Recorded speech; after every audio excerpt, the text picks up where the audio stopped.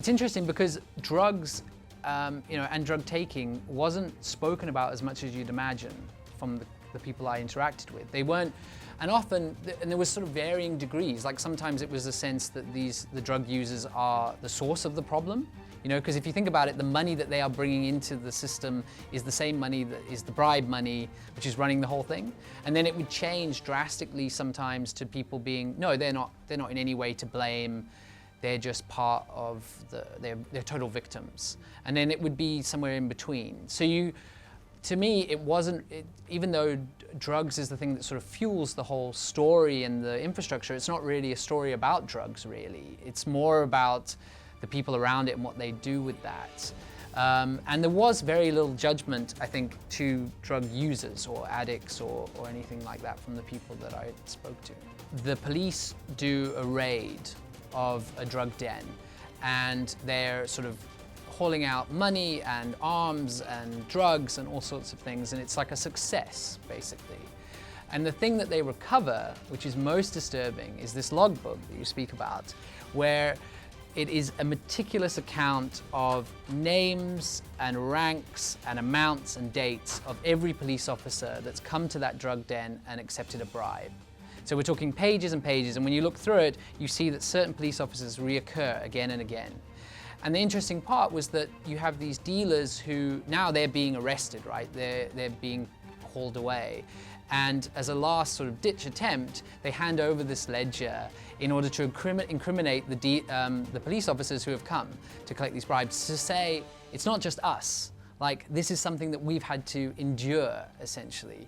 And you realize that that kind of collusion is so deep, and not that it's not just collusion, it's also recorded. I mean, obviously it's from a drug dealer, so it's not the most reliable source necessarily, but it's more of the sort of token of this idea that the dealers wanted it to be known that the corrupt police are out there, and they've got records of it. There was a very serious incident where I was shown a photo of a young boy.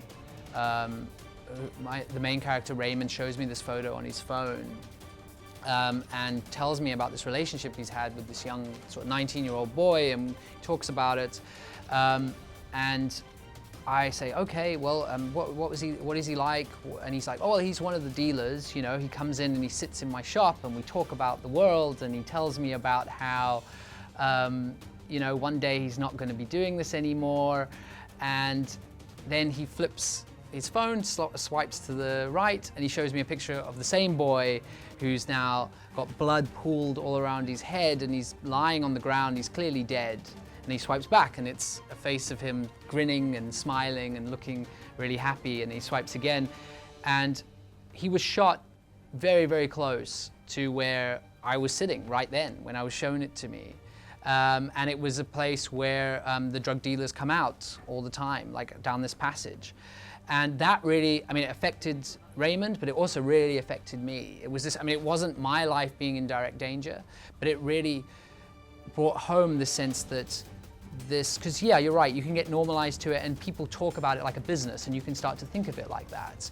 But then when you see someone who's just, a young kid's just been shot in the head, yeah, it really brings it home in a horrible, horrible way.